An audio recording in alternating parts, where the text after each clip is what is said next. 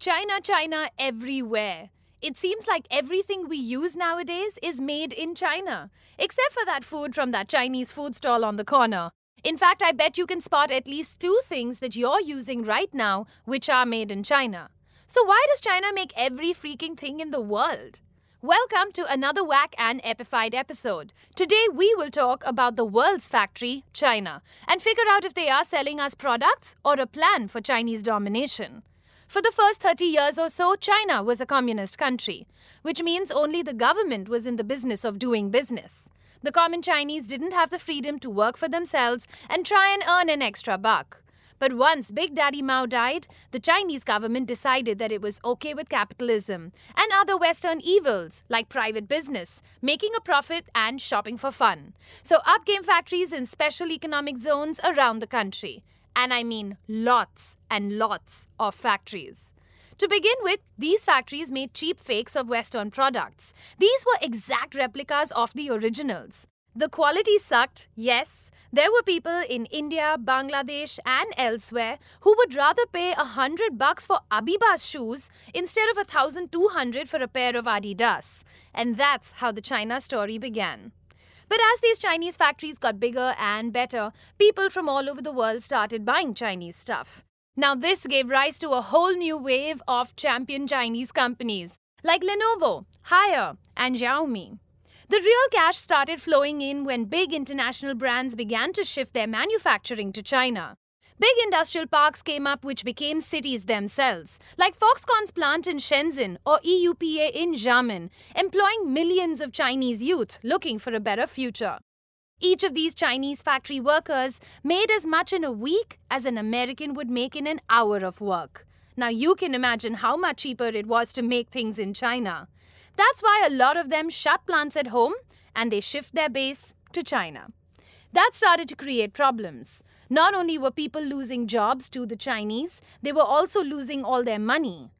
Since it had to buy everything from China, America pays China about $220 billion every year for imports. Yep, it's true.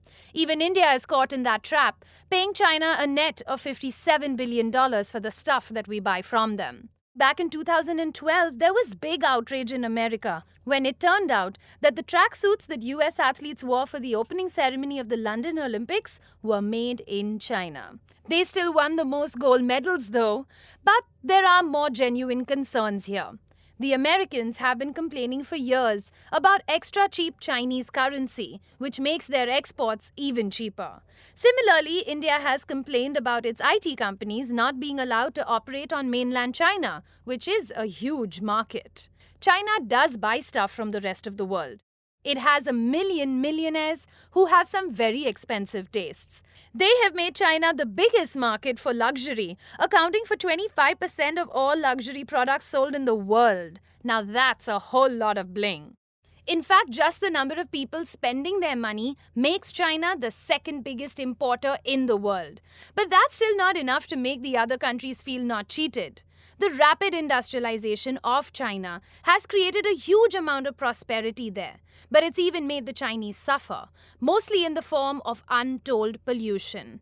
Remember the winter of 2012 when Beijing was covered in so much smog it looked like that car from Cheech and Chong?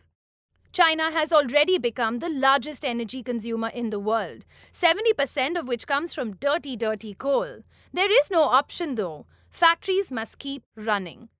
By 2030, it's estimated that China will produce an eye-watering 12,000 million metric tons of carbon dioxide, almost twice as much as India will.